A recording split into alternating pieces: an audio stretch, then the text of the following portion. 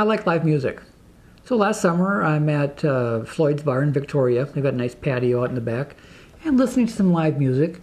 And I noticed a woman across the way trying to make eye contact with me.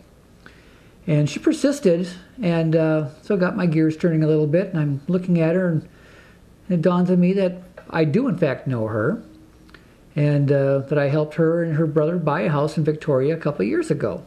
So I wander on over and say, "Hey Wendy, how you doing?" Her name's Dawn. Oops. And I go up further to say, "So how's Jamie doing, your brother?" "Well, he's fine, except his name is Jody." Oops, again.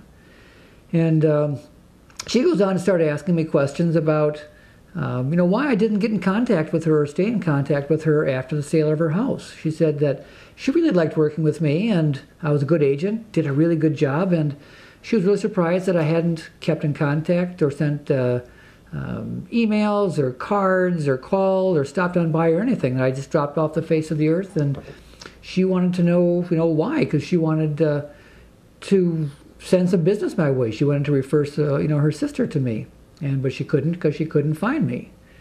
And I was pretty embarrassed by this. I mean, one of the first things we're taught is to, take care of business and do your follow-up and build your sphere of influence and stay in contact with people. And I really don't know why I didn't do it. In my career, I've never been real good at doing that, and I don't know why. But what I do know is if I had used a good contact management program to its, full capabilities, these things probably wouldn't have happened. I probably would have kept in touch with Dawn and with Jody, and kept more business in the pipeline. And a good contact management program just allows you to do wonderful things very easily. If you're good at putting your information in, the program is very good at telling you what to do with it. For example, let's say you've got a client and your contact management program lets you know that his anniversary is coming up in 2 weeks. So you call him up and you go, "Bob, this is Kevin."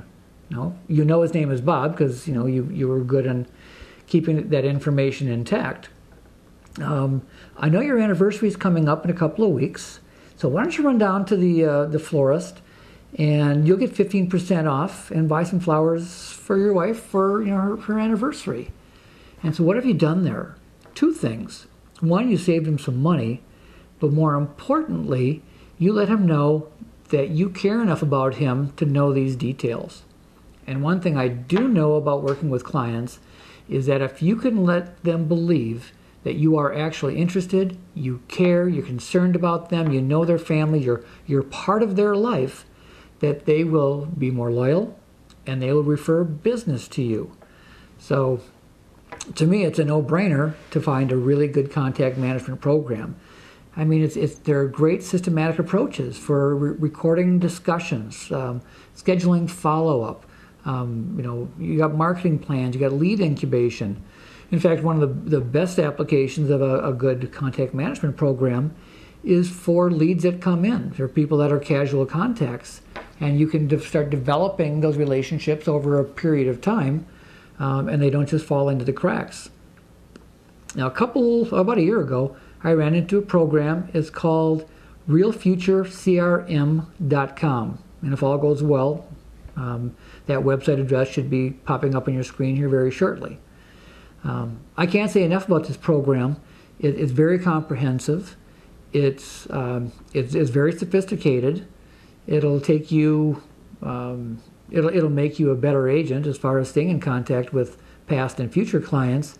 But best of all, it's free. So again, realfuturecrm.com. It's the best money you'll never spend.